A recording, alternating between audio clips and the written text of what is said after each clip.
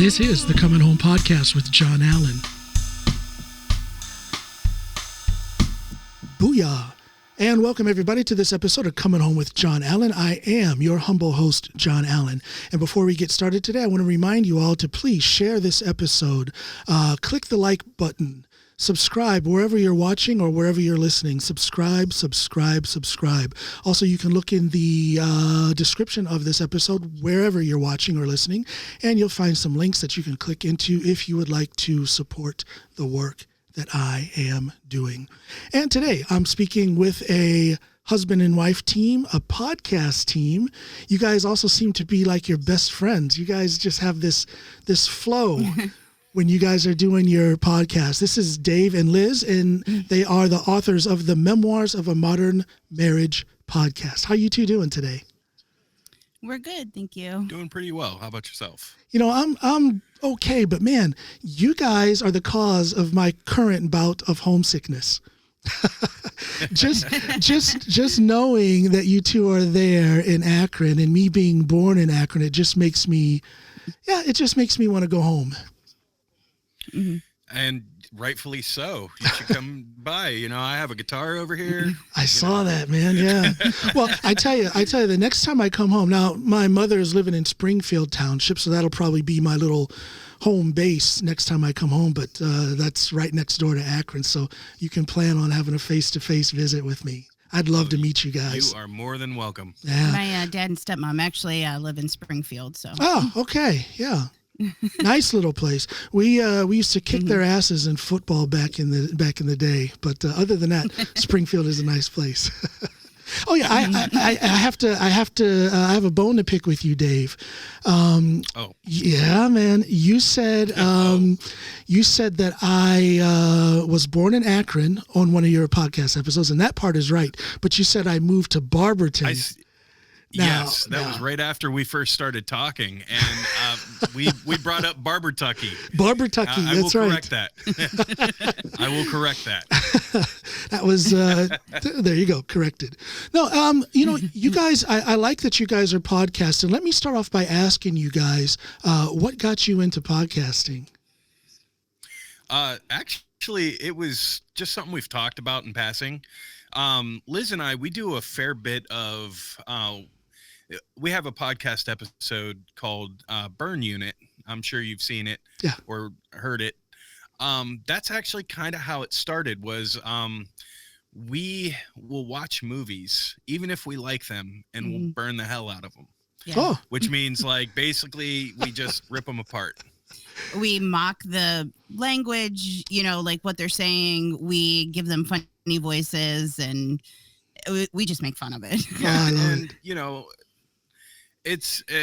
it's not so much that we burn movies on our podcast, but that kind of led into, hey, we're kind of funny. Yeah. At least meh. It was kind of like one of those stoner, like, oh, hey, we should like get high and watch movies and like record ourselves making fun of it. And that just kind of led into us having conversations. Yeah. And isn't that what a good podcast is all about? A good podcast is a good conversation. There's some people who do the, the storytelling and the storyline type of thing. But for me, the best kind of podcast is a podcast that has a good conversation. People telling good stories. Mm-hmm. Yeah, and we're chock full of them. And we never go into an episode knowing what we're going to talk about. We've found that if we do kind of let's talk about this, and we'll start recording it, and the flow just isn't there. So we'll stop it and let's just wing it. So that's what we do. Well, a lot of times we'll go back 2 or 3 different times just to re-record an episode if we don't like the flow of it. Mm-hmm. Okay. Well, you guys are more professional than me, because even if I think the flow stinks, I still put it out. I want mine to be as organic as possible. I don't plan mine either. There's no script. I do very little background research on my guests. I want to get to know them on the mic and behind the camera. It's more fun that way. I like the spontaneous thing. I like going into it with a little element of fear, because I don't know what the heck I'm doing. Mm-hmm. It puts a little spice into the whole thing. I mean, that's also pretty successful too. I mean, because you never know what you're going to get. Exactly. I guess would be Yeah, it's kind of, that's the surprise element. Well, yeah, and I want to be a surprise. I guess I'm a little selfish because I want to be entertained as well. I want to be surprised as well. Of course, that's good for my listeners and my viewers, but I want that experience of being surprised, overwhelmed, disappointed, satisfied. I want all of that as well. I'm looking for that stimulus. So, Oh yeah. now let me ask you, Liz.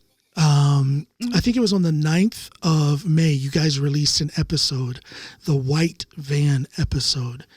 And you told a story that would probably send chills down the spine of anybody who listens to it. Now, I want to tell my viewers and listeners to check out that episode. I want them to just check out your podcast, period, because I love what you guys are doing.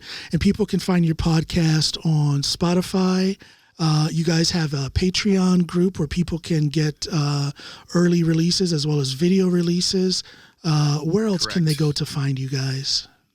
We're also on Stitcher. And Google Podcast. And Google Podcast. Yeah, and we release every episode on Facebook as well, on our Facebook group.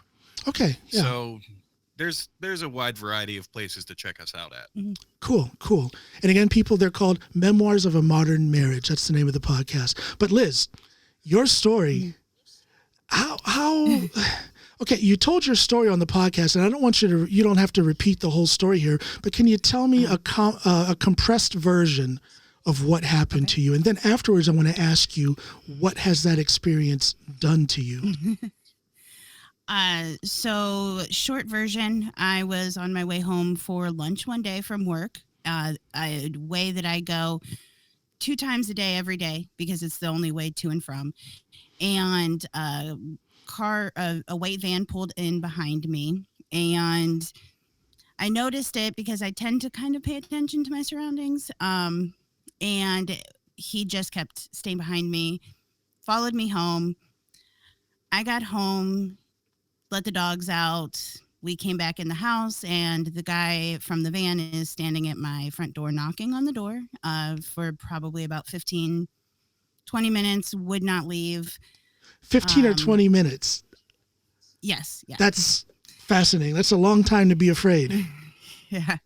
And he had on like a fake plumber t-shirt. It just said plumber and had like a plunger and a wrench. And he had a tool belt with a hammer. A brand new tool belt, was not broken in, had a hammer, and I could see into the van. The back of the van was empty, and there was like a fence between the front seat and the back, which I know is pretty common with work vans because of tools. Yeah. But I could see that there was nothing back there. And at the time I worked for a plumbing company, so I know the van has to be marked with your license number for doing business in the state of Ohio. Right. There was no company name. There was no license name or license number. The back was empty. There were no. So this whole picture is from the guy and the type of uniform he has to the van he was driving. This whole thing looked sketchy from the get-go, right? Yeah, and I think the only reason I was picking up on these small things is because I worked for a plumbing company. Yeah. And not most people know that you have to have your license number posted on like the side of the van and little things like that. I told Dave, like, even like all of the plumbers have like giant PVC pipes on top of the vans to hold pipe. Yeah. And he didn't even have that. So, and plumbers don't just have a hammer, like maybe a mallet, but a hammer. What was going through your mind all this time when he's knocking at your door? Because what falls in place in my head immediately is kidnapping, human trafficking. At the time I was just thinking home invasion, robbery. Yeah. It wasn't until I started telling people, and then he eventually left. And then I had a chance to think about it, and I was talking to Dave, and I'm like, there was a fence in the back of, all these little pieces are coming together. Yeah. And that's when I started thinking like sex trafficking. Yeah. But again, you don't think that that's ever going to happen to you. Yeah, nobody ever does. Nobody ever does think of that. And I think I mentioned on the podcast that, it's always a friend of a friend of a friend. Right, right. So you tend to think, what are the chances of that being the actual story? Or, it's been told so many times and it's so far removed Yeah. that it almost seems like an urban legend. Like, Yeah. The people that go out to their car and somebody's underneath the car, Yeah. Yeah. So, but at it first does. I just thought, he was going to wanted to rob us or whatever. Yeah. So. I'm just trying to imagine what was going through your mind. What kind of, the level of fear that you must have felt. But through all of this, these 15, 20 minutes while he's knocking at your door, were you ever thinking you should call the police? Dave told me to call the police, and I was like, because you called him on the phone while this was happening, right? No, I was texting him. Texting. Okay, I'm sorry. Yeah. He's like, call the police, and I knew I should have, but I'm like, no, I don't want to be a bother. And what happens if he is legit and it just, maybe he's just starting out, and yeah. But I mean, looking back, he didn't go to any other house. I would not have called another plumbing company. Yeah. There's like all these little things that you don't think of in the heat of the moment. And now thinking back to it, I'm just like, yeah. Yeah. Now, I don't want to make you feel bad or anything, but have you thought about, if this guy was up to no good, which he probably was, whether it was a home invasion or whether he had intentions of kidnapping you, this guy was probably up to some sort of criminal activity or criminal intent. Yeah. Do you find yourself, when you reflect on this incident, do you find yourself wishing that you had called the police to maybe stop this guy if he, was a routine practitioner of kidnapping or crime of some sort? I do. I feel guilty all the time. And I think about, I was smart and did not open the door, but what happens if somebody else opens the door? Right. And I think about it all the time. And it's, I think about the story and I get goosebumps, and then I almost sometimes just feel sick. Like I should have called, but it's not easy. Know. It's not easy having a case of the shoulda, woulda, couldas. That's not easy to deal with. Listen, we have to take a break right now. I need to play a little bit of music. When we come back, I want to follow up on this, and I want to ask you, Dave, about the state of things in the Akron area, because this is a spooky occurrence here, and this is something that I never would have thought of a certain number of years ago. But it seems like these things are starting to be, unfortunately, rather common in the Akron area. So let's talk about that. Let's take a quick break and I'll play some music for you. This is Coming Home with John Allen. And here we are, Coming Home with John Allen. I'm continuing with Dave and Liz. They are the voices and the faces of Memoirs of a Modern Marriage.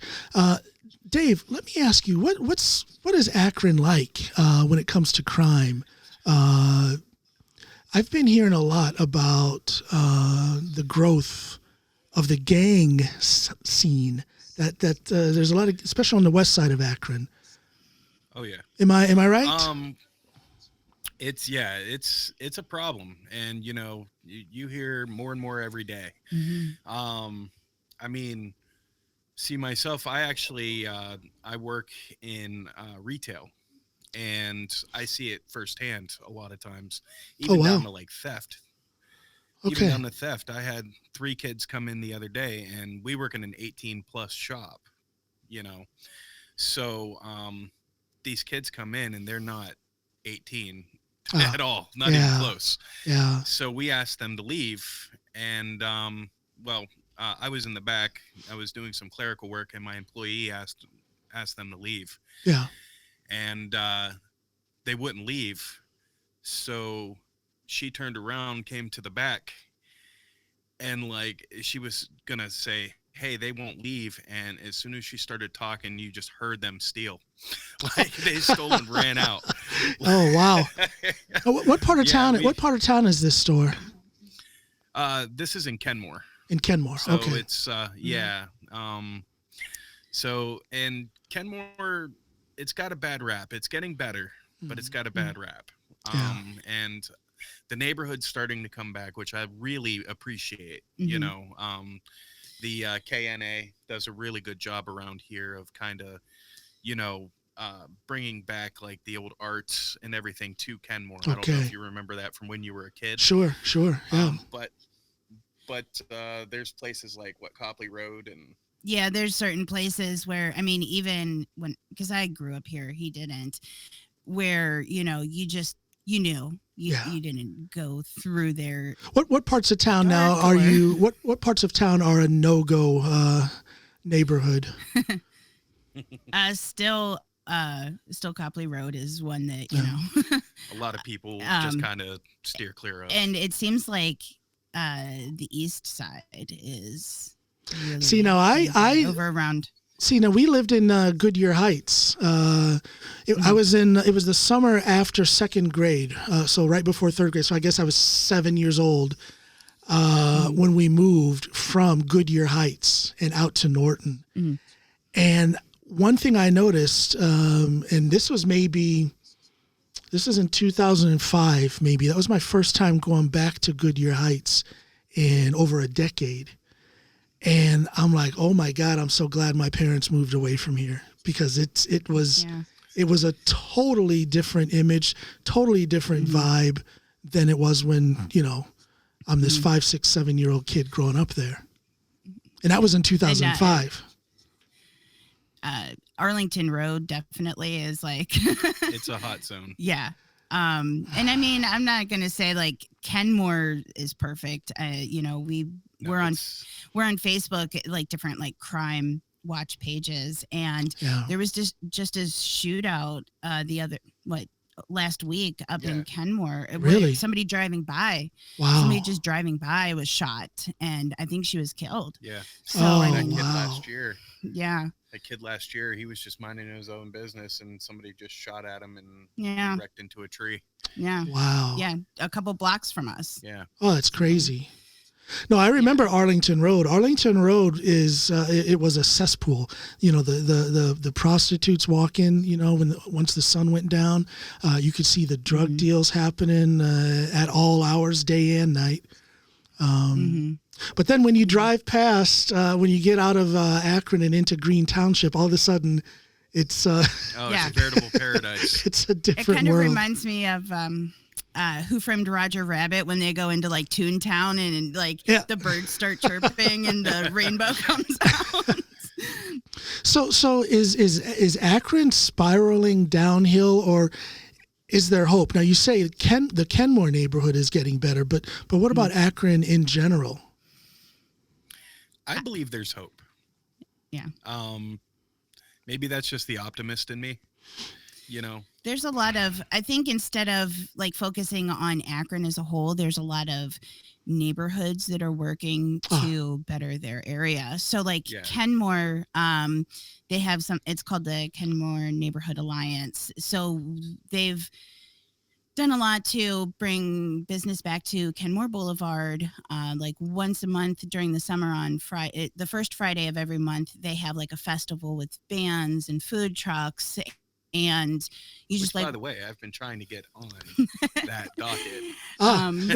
You know, in Highland Square, you know, they've really worked to bring Highland Square back. And now they have like a huge concert in the summer called like Porch Rocker, where you just bands perform on people's porches and you just like wow, no, that is cool. So, that is cool. Yeah. So I think instead of focusing on Akron as a whole, it's the people within the neighborhoods who are trying to bring their area back. Because like I told Dave, it's weird, like Akron is huge, but you don't say like I'm from Akron. You say I'm from Kenmore or I'm from West Akron. Highland Square. You know, it's like these little boroughs. So that's what people within the communities are working on, to try and bring Akron back, but working at like that more local level. Yeah, interesting. Let me ask you. Well, let's take a quick break, and when we come back, Liz, I want to ask you a little bit more about your I almost said your brush with death, but well, and we're joking about it, but it was actually quite a serious incident. This guy following you home and banging on your door. I want to ask you a couple more questions about that. We'll jump on that after we play a couple of songs for you. This is Coming Home with John Allen. And we're back. This is Coming Home with John Allen. I'm talking with Dave and Liz. Liz, if I were to hand you a card that says, I have PTSD, would you carry that card? Does that apply to you? I think sometimes, only because, I said now I do watch who's behind me. And if there's a car that's kind of been behind me, I'll drive past my house. I'll circle around the block just to make sure. And not so much now, but like when it first happened, I did. There were several times where I just wasn't sure. So I would kind of drive past and, circle around. And I mean, I wouldn't say PTSD. I just a little bit more. At the least, that incident has changed, has led to you changing your routine. You're looking over your shoulder a little bit more. I mean, that's quite that's scary.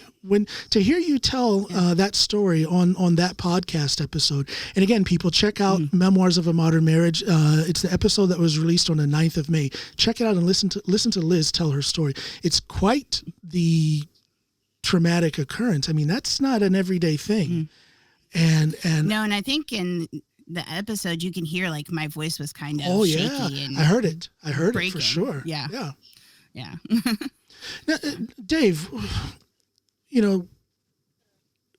I don't want us to sound misogynistic, but do you feel that there is a new level of protection that you should be giving your wife now after this thing? How has this episode affected you? Well, we do want to protect our wives, even though they may not necessarily need it, because these women are tough and independent. But we also have this thing where we want to protect them. So, and Liz is tougher than she thinks she is. Yeah. I could definitely say that. But so at the time that it happened, I was at work. I was immobile at the time because I was working by myself. I couldn't leave to go home. And, at least, her husband's home, I couldn't do that. Right. So, and we realized that there are some instances where that's going to happen. And the fear that was put into her and the fact that, she didn't call the police and things like that. I decided, cause we're not necessarily against owning weapons, but at the time we didn't have a gun. I see. And something like that, I would rather have a gun and not need it. Sure. Than need a gun and not have it. I can get on board with that. Absolutely. So, we had a talk about it, that night. And I said, I think it's time that we just go and we buy ourselves a firearm for the home. Yeah. And so that weekend we went out and we both bought our first firearms. You say first because now we have a couple. Yeah, now we have a couple, but one for home protection, one for every day. Yeah. But and I advocate not for owning a weapon, but protecting yourself, Yeah. Because there's not always that situation where you have time to call 911. That's right. That's right. And like I said, I would rather not use my gun. Mm-hmm. I'm not like gung ho about, just shooting somebody. I don't want to do that. No. I think having that bit of protection behind you, it gives you a little bit more confidence in that if something does happen, you are prepared. Sure. So we also went out and became responsible gun owners, and we also got training, got our concealed handgun license. things like that. You bought me a taser for Christmas. I did. I bought her a taser because Merry sometimes you have to Christmas. fight Go to get shock to your gun. somebody. Right. Sometimes you have to fight to get to your gun. That's part of the training Sure. that we had. Sure. And there's actually more of a more often than not that you would have to fight to get to your gun than so that would be the advantage that she could have. That's interesting. So that is a part of the gun ownership training. Yes. That is interesting. Because I've been gone for a long time. It's 20 years since I lived in the States. So I've kind of, I follow what's happening in the news, but I don't know details about the type of training that people get when they buy a gun. It's very interesting because here in Norway, people have this image that you can just walk into a children's toy store and you can get a gun if you want. For my Norwegian listeners and viewers, can you talk a little bit more in detail about the type of training that you have to have by law in order to own a weapon in Ohio? Well, first of all, to buy a gun, you have to have a background check. They do a background check right then and there. And it's a federal background check. That's a federal, so it's not like an Ohio thing. Right. And how long does that background check take, roughly? So when you're buying a firearm for the first time or even the second time or third time, if you don't have a CHL or a CCW, for those who are more familiar with it, concealed carry permit. Yeah. For those who are buying a weapon without, they do a background check, and it depends on the person themselves. It could take 20 minutes. It could take 2 weeks. Interesting. Okay. But with us, it didn't take much time. No, we're squeaky clean. Yeah, we're squeaky clean people, But if you have like misdemeanors or stuff like that, they file through all of that stuff. They see if it's like domestic violence, yes. or if it's certain things like that will bar you from getting a gun. If you have a history, even if it's been expunged, if you have a history of violent behavior, they will not sell you a firearm. You can't just walk in anywhere and like, here's my money, give me a gun. Yeah. Because again, a lot of people have a misconstrued or I don't know, the sensationalist idea of what it's like to get a gun in America. So I'm glad you guys are talking about this so that my Norwegian viewers and listeners get a real view of what it's like. Yeah. So you were talking about how more often than not you're going to have to fight to get your gun, and that is true. We learned that. I have a police background, as you know, and we talked a lot about that during our training. What kind of training do you get to prepare you for these times if you're in a little wrestling match with somebody and you need to get to your gun? So to get your CCW in Ohio currently, it takes 8 hours of classroom time, and 2 hours of range time. Do you think that's enough? Really, no, I don't. No. And I believe that if you are going to be a responsible gun owner, I believe that you should continuously train. Do you think people are doing that, though? Do you think they're taking those extra steps on their own time and on their own dollar to train themselves? Not everybody. Yeah. Not everybody. And it's sad because people get complacent. Yeah. Sure. They think that they're the best. Yeah. And that, they own a gun and that's it. They get that cowboy syndrome. They get that cowboy syndrome. Part of our CCW class, we watched videos, and I was not prepared for videos of people accidentally shooting themselves. Oh. And these videos, by the way, can be found on YouTube. Yeah. One of them was a DEA agent.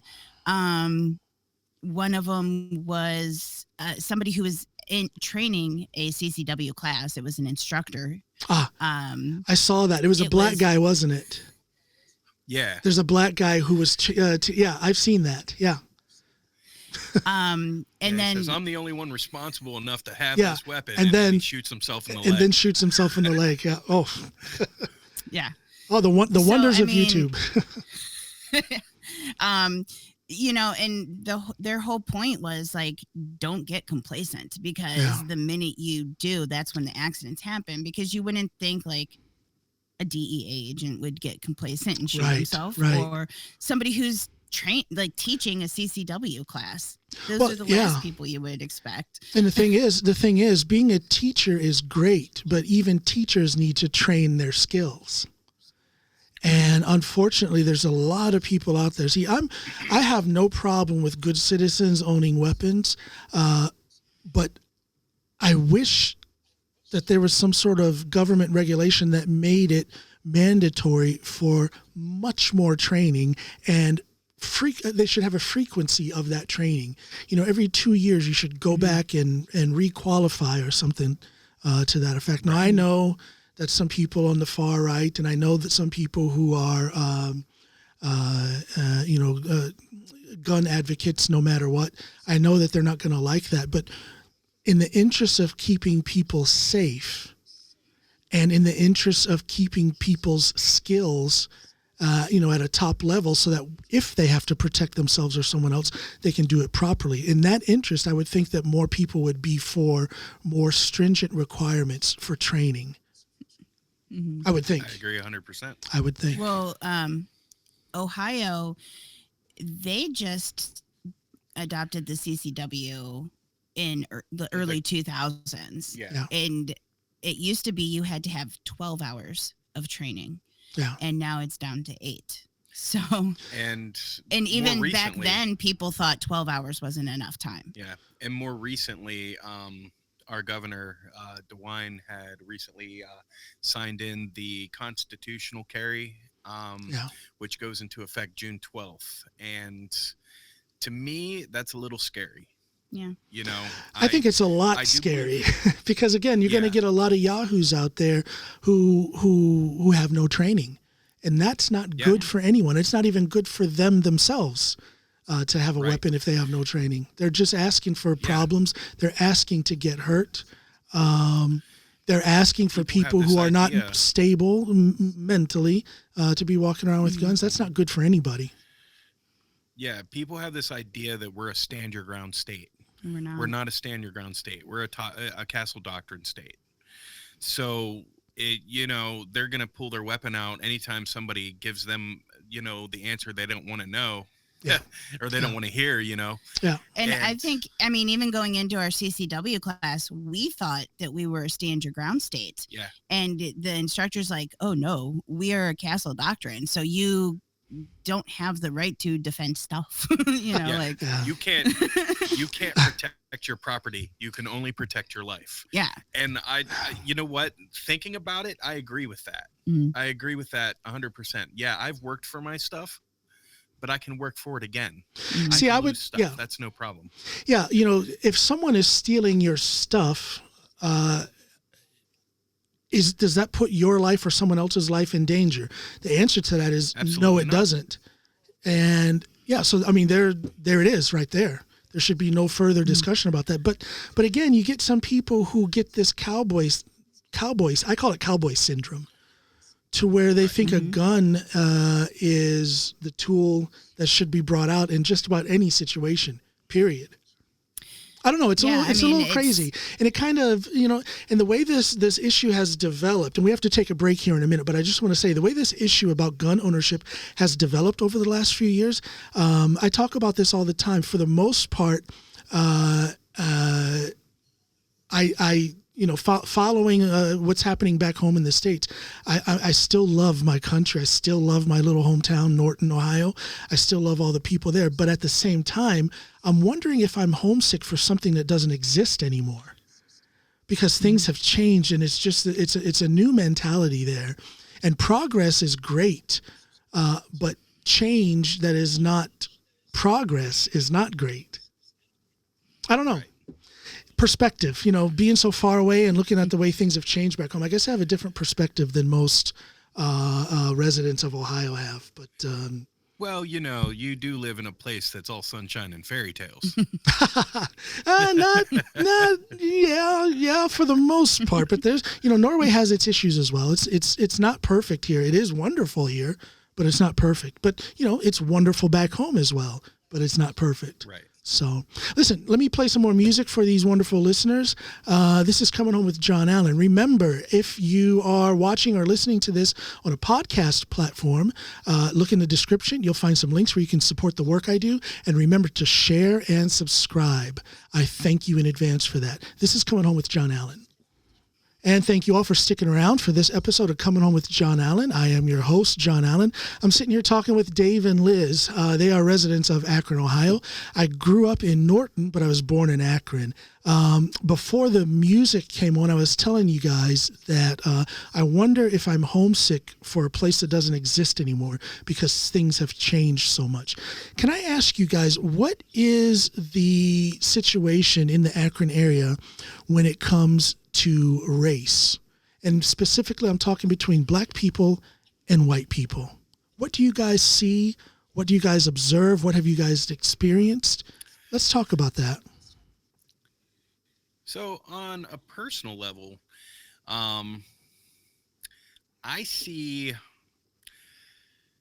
and this is closer to like the Barberton area. People have adopted, a lot of people, especially white people, have adopted, we'll say, old Southern tradition. Well, let me just butt in here for a minute. Now, I'm not so sure about how it is now, but when I was a kid in Norton, there was a high percentage, I can't come with any numbers, but there was a high percentage of fellow students there who had parents who had moved there from West Virginia, Kentucky. Mm-hmm. So there's that hillbilly element. And I say hillbilly with love because I'm the son of hillbillies myself.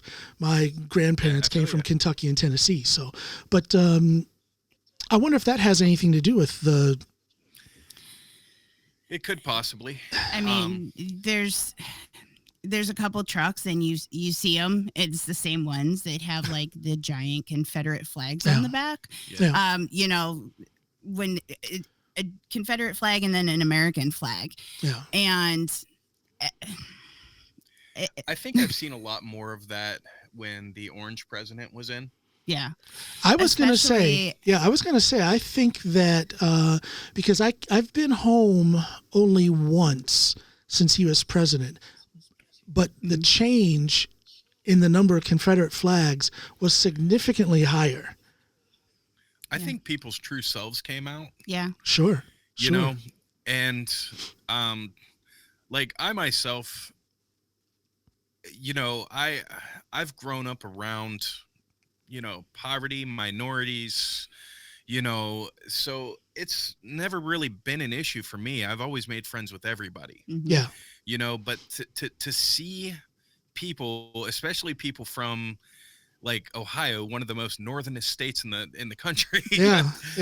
Who's and a lot of these people have never been below the Mason-Dixon line talking about the South will rise again. Right. Right. It kind of like makes me chuckle. Like these people make me look bad, like. Yeah. And in 2020, that was when George Floyd had, and then we had the protests and it felt weird. Like it almost felt like the old Jim Crow days. Yeah. I mean, how so? Put a description on that. How so? Everybody was just so separated. Yeah. And it was like an us versus them. And there were a couple murders here in Akron who, it was straight up race related. And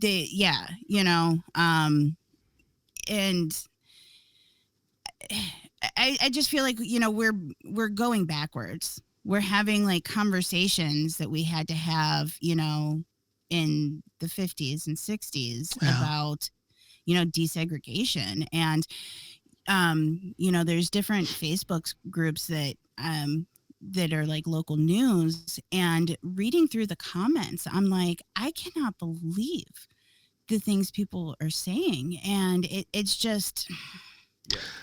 it's disgusting. Again, I think it's, kind of like what you said, Dave. People were no longer afraid to show their true selves at a certain point when a certain person was president. Unfortunately, that guy made a lot of bigots and racists feel brave. He normalized that to a large degree. So unfortunately, people started showing that part of themselves. But along those lines, then, do you think that there were, more racism was created? Or do you think it's just those people showing their true selves and it's not an actual higher number of people with a racist ideology in the Akron area? I think it's the same as it ever was. Yeah, it's just people. It's just people think came out. More vocal about it. Yeah.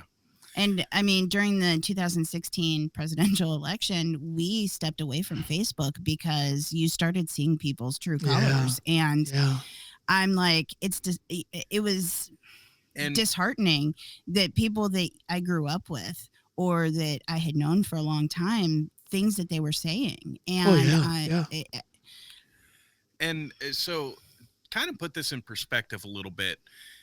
It's weird to me, and especially even now, with everybody just kind of like coming out of their shell, just as a society. We had an episode about this last night that'll come out in a couple of weeks. All of these people are starting to learn themselves. Yeah. The LGBTQ community and all this stuff. I mean, they're trying to normalize everything about their community. I think the same can be said about some of these old people, these old white people in our neighborhood. I was in the grocery store the other day and I stopped and I listened to this woman, and she was probably, I don't know, late 50s, early 60s. And she had what I can only assume was her granddaughter with her. And it was right when you walked into the entrance of the grocery store. And I heard this woman tell her grandchild, she said, "There's not an effing cart in this store because these kids get around and they play in them, and you don't want to be like that. The managers are too afraid to say anything to these kids." Ready for it? Because they're afraid they're going to be called racist. That is very interesting. It's disgusting is what it is, because she's planting a seed in this child. I was just going to say she's taken part in bringing up another generation of a twisted mindset when it comes to race and equality. She never said anything about a black kid, a white kid, a Mexican kid. She only said, and it was that last statement she said, because they're afraid they're going to be called racist. Wow. And I looked and I said, that's disgusting. Yeah. Well, I mean, something's, and this happened years ago in Barberton, of course. Good old Barbertucky. Store and I've had the opportunity to say Barbertucky 3 times in one episode. I love it. I was at a store and it was around Easter, and this little kid picked up, it was a statue of Jesus, and he said, "Is this Jesus?" And the mom was like, "No, our Jesus is white."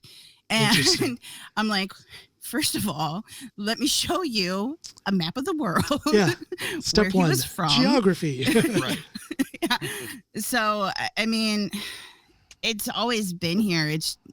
And people have had that mindset. And I think it's just now like seen as like, oh, it's okay. We can be racist and proud to be racist. And but here's something I want to say. I was just talking with my wife about this, good old Snoopy. I was talking to her about this because this also happens here in Norway, where people, white people, will say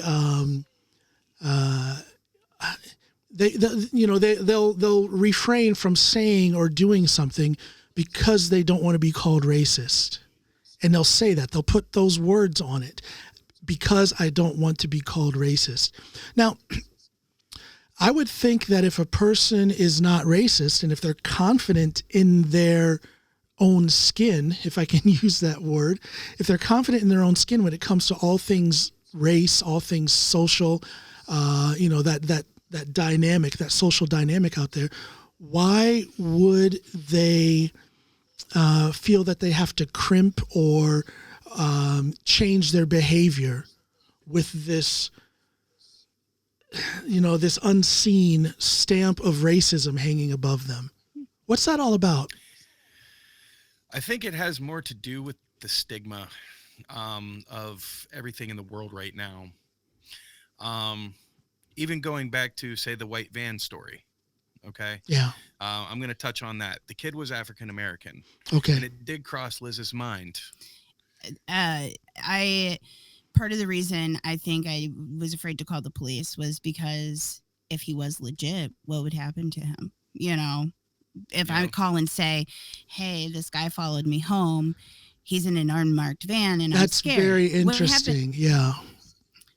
What happens if he was legit and what would happen to him? And it's kind of like when you look at it in perspective of that, it's not necessarily, a racist thought to think that way. It's more of a protective thought. I don't know.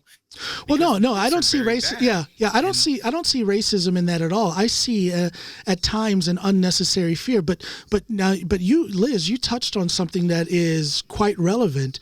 We've seen it in the news, especially the last 5 to 10 years, that the police have a tendency in way too many municipalities to overreact in their policing if the subject is a black person, especially a black man. So you have that in the back of your mind that you didn't want to call the police for no reason. And I'm going to assume that you were thinking that because you are aware of this, this propensity for over policing of black people. Am I right? Mm-hmm. But that is a beautiful thought. Now that is the type of white ally that we need, people who are aware of that. But so I guess thank you for thinking that. But on the other side, there's this extreme fear that some white people have of being called racist. I've seen it where a black person here in Norway, maybe an African immigrant, because believe me, there aren't many black Americans here, but an African immigrant maybe here in Norway who's being an asshole to a ethnic Norwegian, a white person, and that Norwegian will take a whole lot of crap from that African because they don't want to be called racist. And that's where I think there's something is wrong with the balance within those two reactions, the reaction to not call the police unnecessarily because you don't want a black person to be harmed, and this other reaction where you put up with a lot of bullshit because you don't want to be called racist if the other person is black. Do you see what I'm saying? Right. There's something missing in the balance. I believe that people should be treated as people. Amen. You respect me, I respect you. Amen. And this separation of race, I think it's kind of drilled in our heads by media. I think it's drilled in our heads by politicians. It's again the same as it ever was. I think it's because they want to keep you separated, because if you come together, then you can actually have real change done. Yeah, think about that. Scientifically. Yeah. I think it's quite the deliberate troublemaking that politicians engage in when it comes to race. They want us fighting each other. They don't want us having conversations like this. They don't want us discussing the problems within race. They don't want us discussing the beautiful things, the beauty that can be found in the commonality that can be found in different races in America. They don't want us even touching the subject one way or the other because it doesn't serve their purposes as a politician. It's smoke and mirrors. If you're focusing on us versus them, then you're not paying attention to the way the government's being run and the fact that, if we came together, we could actually change. We'd be a force to be reckoned with. Yeah.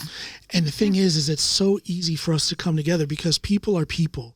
And I wonder if communication has a lot to do with it. Segregation was not wiped away with the civil rights movement. I lived in the Chicago area. Good God, what a segregated city. And the suburbs are extremely segregated. And when there's that kind of segregation, that means that there's no dialogue between people who have differences. Because then you find out when you have dialogue that those differences are meaningless. The skin color is meaningless when you have a dialogue with people. So I think that's what needs to be done. We need to have more conversations like I'm having with the two of you. People need to be neighbors with someone who's a little bit different.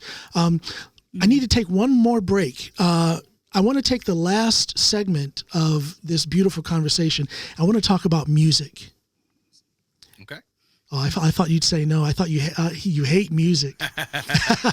Oh, no, it's the worst thing ever. Worst thing ever. Grab my guitar. We're going to talk about how we hate music when we come back. This is Coming Home with John Allen.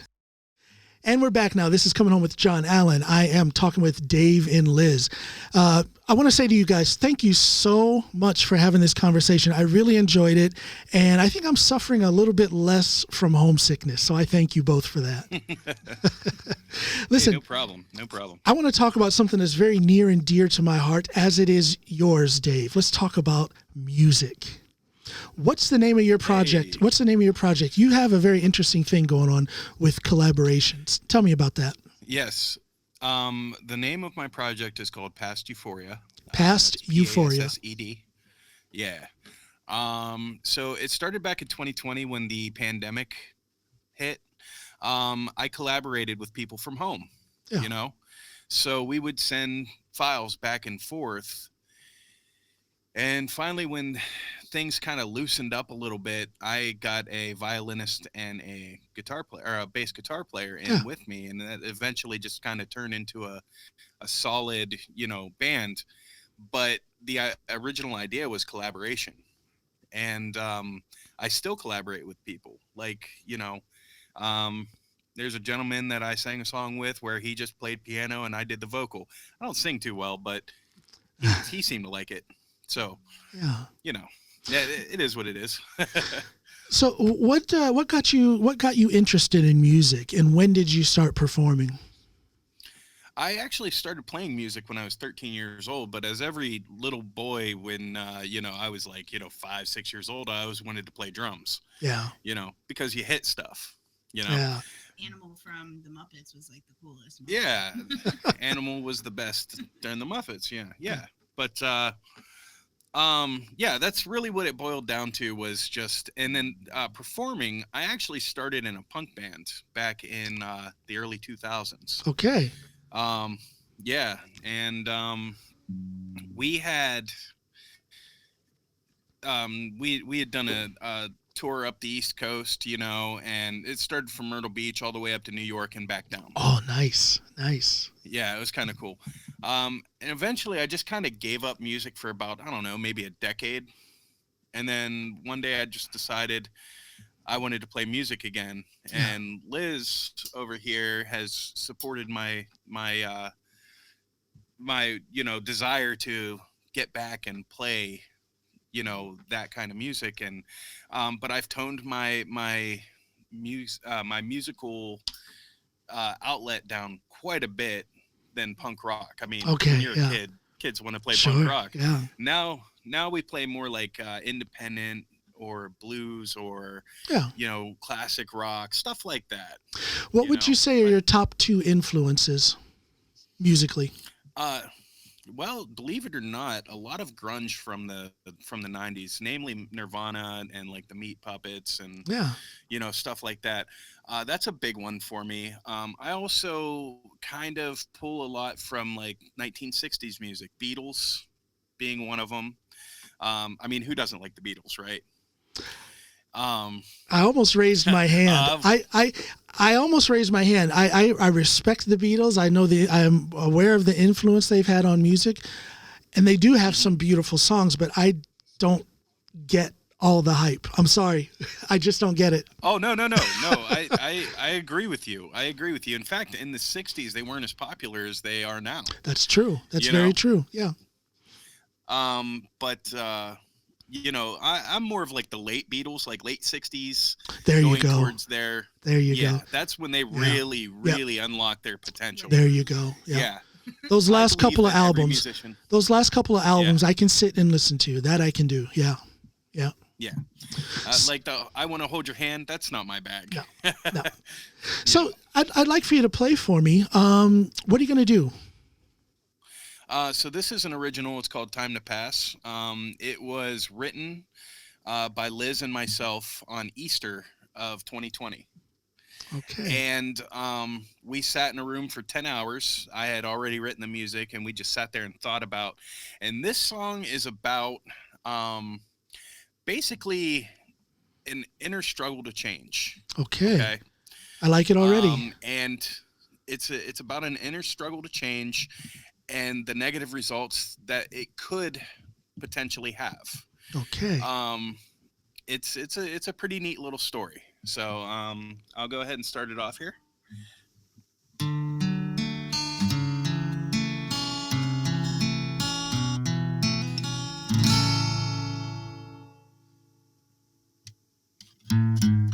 Here we sit almost side by side.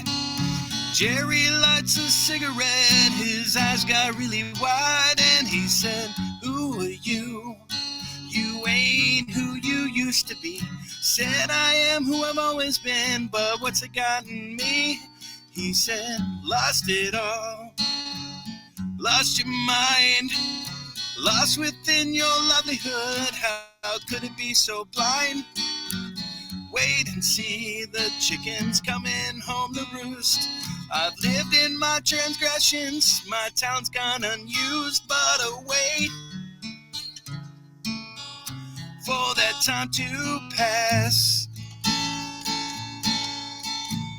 The day has come that I left all my sins in the past. And staring at the fire, he cleared his throat and spat it out. You lost your desire. If it weren't for you, Chuck would still be here with us. Betrayed his trust and gun him down, shot him in between the eyes. Done it all, every job, with clean and flawless getaways. Now it's me you gotta rob. Wait and see, the chicken's coming home to roost. I turned my gun on Jerry, I'm mentally recused, but away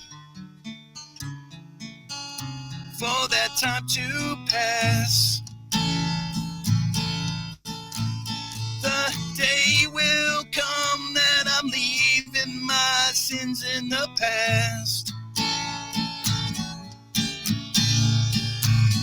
I'd like to live a life of Elijah's trust and danger. I lived a life full of sin. Took the money, I don't want to look over my shoulder. My new life will begin.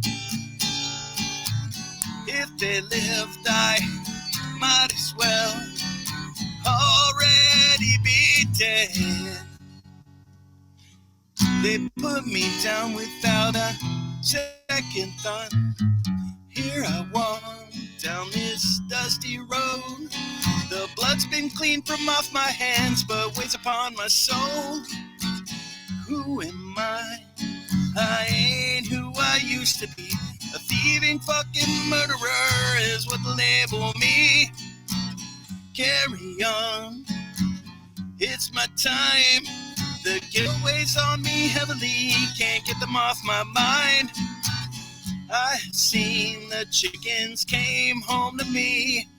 When I found my only hope, they leave me swinging from this tree and await for that time to pass. The day has come that I left all my sins in the past.